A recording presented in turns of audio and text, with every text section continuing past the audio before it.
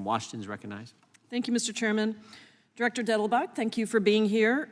One major cause of migration into the United States is instability and violence in parts of Central America, which is partly fueled by the flow of firearms from the United States into Mexico, Central America, and the Caribbean.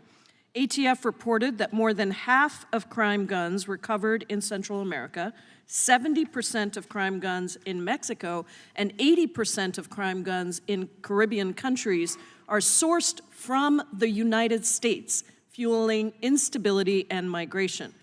But my Republican colleagues have refused to support common sense gun safety legislation that would fight the flow of American guns across the southern border and help address the root causes of migration. Instead, House Republicans have continued to criticize the Bureau, undermine resources to allow officers to do their jobs, and oppose common sense gun safety legislation at almost every turn. Could you describe any recent or current trends that ATF has found regarding the flow of firearms from the United States into Mexico and Central America?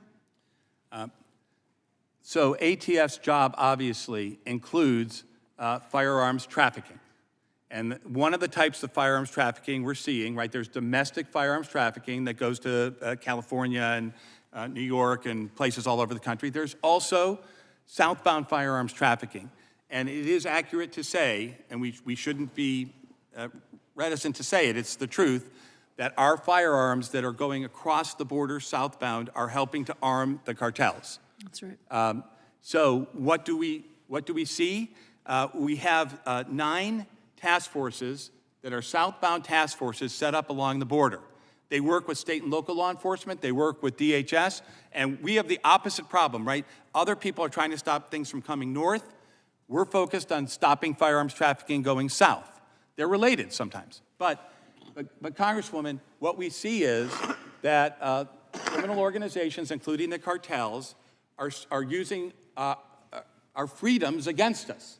So they're developing straw purchasing networks, for instance, where they're going into firearms stores and sending somebody in there without a record, paying them a small amount of money, and getting them to buy large military-grade weapons, 50s, you know, that can be easily converted to machine guns down south, paying in cash and doing it over and over and over again. So what are we doing? We're working with firearms licensees across the southwest border and now increasingly elsewhere because the cartels adapt, right? One of the things you asked about trends, they're going elsewhere now, not just on the southwest border. They're going to other states to try to arm themselves. So these are disturbing trends. These are very sophisticated, vicious organizations, and the ATF and our partners are doing everything we can. Interdictions, southbound interdictions are up in double digits year over year. We're very proud of that. But we should not fool ourselves that the problem is solved. These are very wealthy, aggressive, violent entities. Thank you. When you were here last year, we discussed your partnership with state and local law enforcement to implement the Stop Illegal Trafficking in Firearms Act, which Congress included in the 2022 Bipartisan Safer Communities Act. You've spoken about some elements, but could you provide any other additional update on your extensive efforts to implement that legislation? Yes. So there were 2 separate criminal statutes that Congress created. One of them was a straw purchasing statute, first ever. The other is the trafficking statute. Both have been exceedingly useful, both in individual cases of firearms trafficking and in larger organizational efforts with respect to cartels and criminal organizations all over the country. So these are tools that we continue to use. We continue to work with the U.S. Attorney's community in appropriate cases to get appropriate punishments in those matters. There are new statutes. And again, as I said, what I explained to everybody and what we explained to judges is that firearms trafficking is not a victimless crime. We don't see the victim in front of us. But so often, the firearms, 60% of those trafficked firearms are going to felons and prohibited people.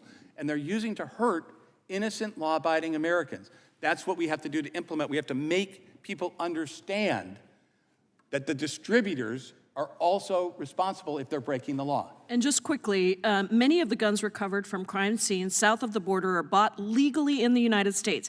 How can we stop that from happening, and what resources do you need from Congress?